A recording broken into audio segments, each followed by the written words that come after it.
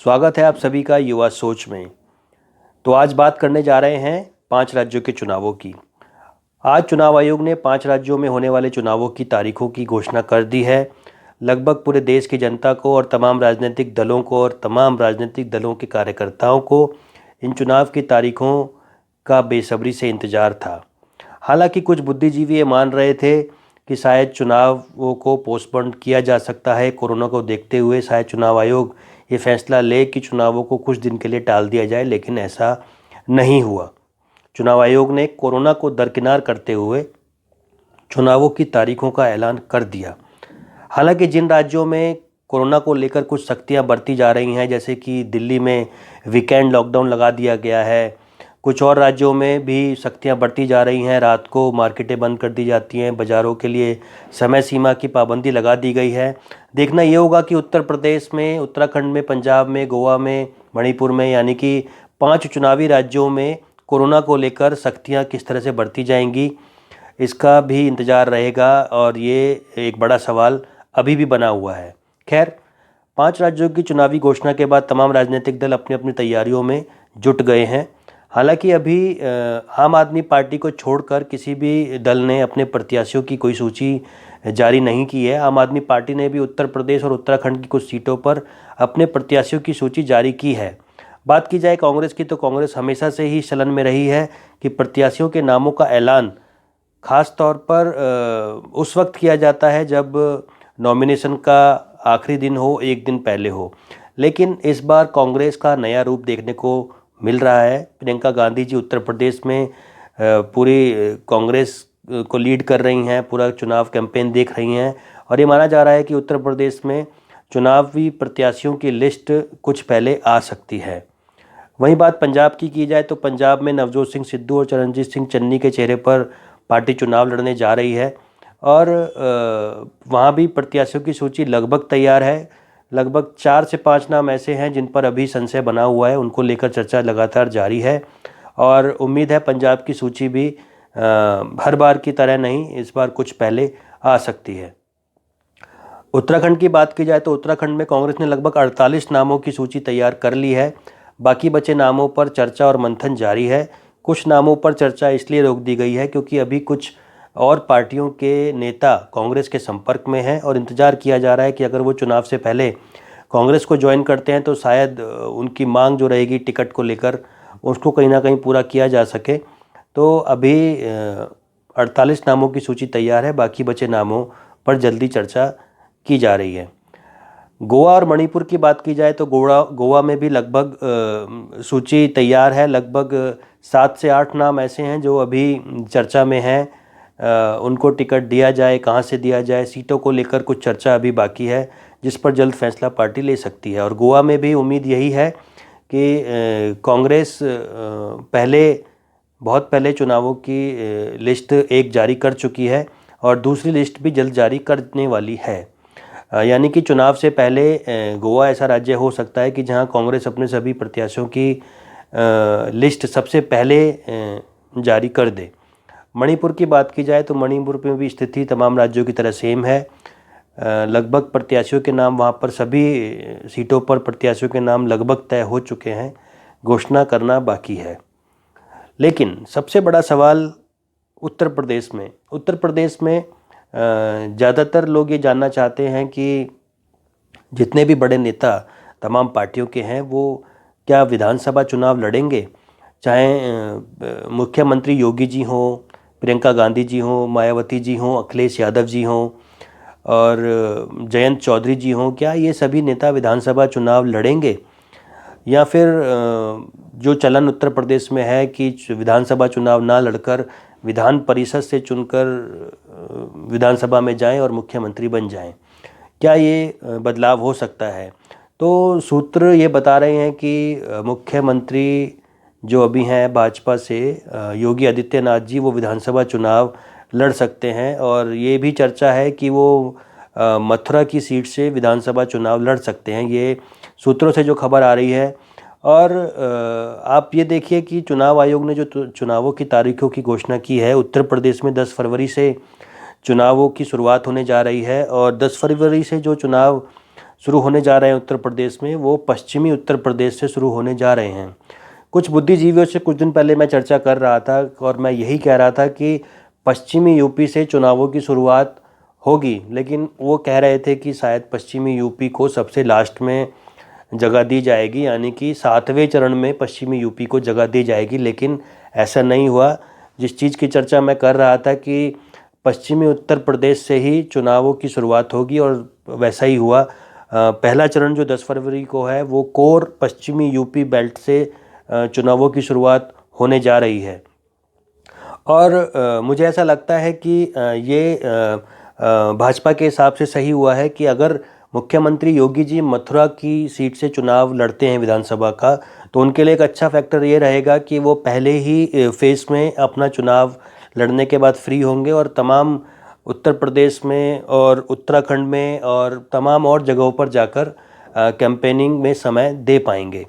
हालांकि बहुत ज़्यादा समय नहीं मिलेगा, क्योंकि पंजाब, गोवा और उत्तराखंड में 14 फरवरी को वोटिंग है। एक ही फेस में वहाँ चुनाव होने जा रहा है। मणिपुर में 2 फेस में चुनाव होगा, 27 फरवरी और 3 मार्च को। तो उत्तर प्रदेश में जो 7 चरण चुनाव आयोग ने घोषित किए हैं वो हैं 10 फरवरी से 14 फरवरी, 20 फरवरी, 23 फरवरी, 27 फरवरी, 3 मार्च और 7 मार्च। हालांकि नतीजे सभी पांचों राज्यों के एक ही दिन पर आएंगे, वो है 10 मार्च। 10 मार्च का सभी पार्टियों को, सभी पार्टियों के कार्यकर्ताओं को, चुनाव लड़ने वाले नेताओं को 10 मार्च का बेसब्री से इंतज़ार रहेगा।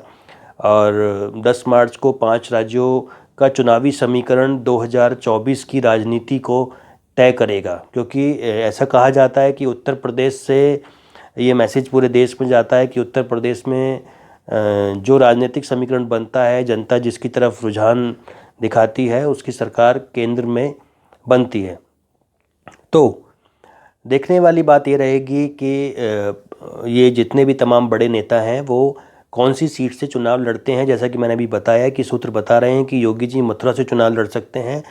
अगर प्रियंका गांधी जी विधानसभा चुनाव लड़ती हैं तो उनको रायबरेली की किसी सीट से चुनाव लड़ाया जा सकता है। पार्टी इस पर चर्चा कर रही है कि अगर प्रियंका गांधी जी को विधानसभा चुनाव लड़ाया जाए तो रायबरेली की किसी सीट पर वो चुनाव लड़ सकती हैं। रही बात अखिलेश यादव और मायावती की, तो अभी ना तो अखिलेश यादव की पार्टी ने ये तय किया है, ना मायावती जी की पार्टी ने तय किया है कि वो विधानसभा चुनाव लड़ेंगे, और लड़ेंगे तो कहाँ से लड़ेंगे, ये अभी चर्चा का विषय है। हालांकि जयंत चौधरी भी विधानसभा चुनाव लड़ सकते हैं।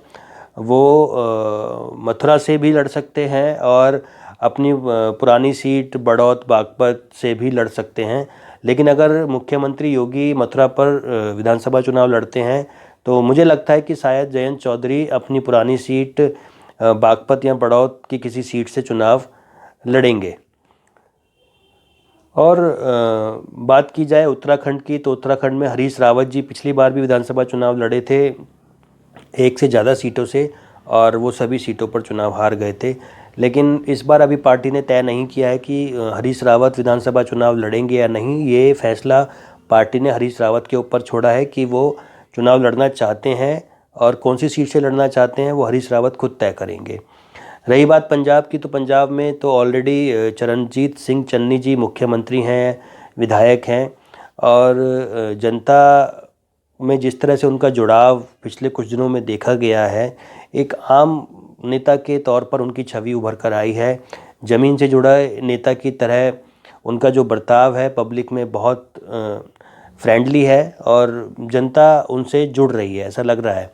तो और तमाम एग्ज़िट पोल भी सामने हैं, आप लोग देख ही रहे हैं लगातार मीडिया में जिस तरह के एग्ज़िट पोल आ रहे हैं।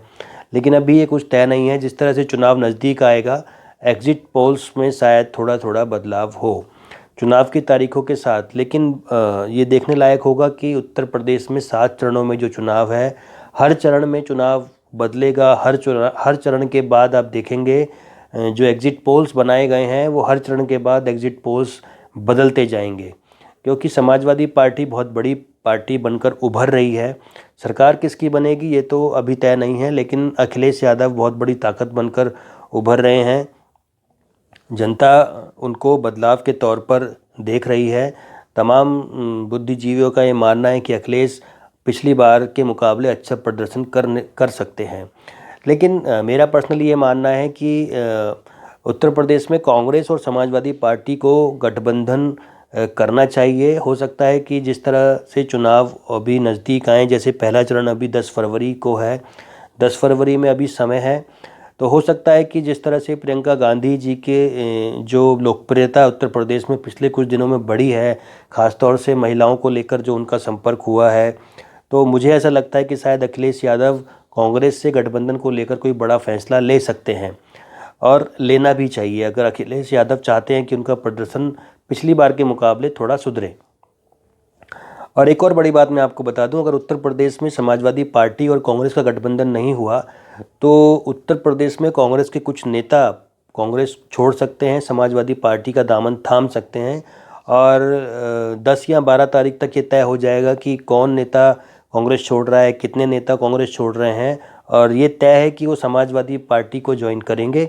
और कुछ बड़े नेता जो पार्टी छोड़ेंगे वो ये चाहते हैं कि समाजवादी पार्टी से गठबंधन कांग्रेस करे और गठबंधन में ही चुनाव लड़ा जाए।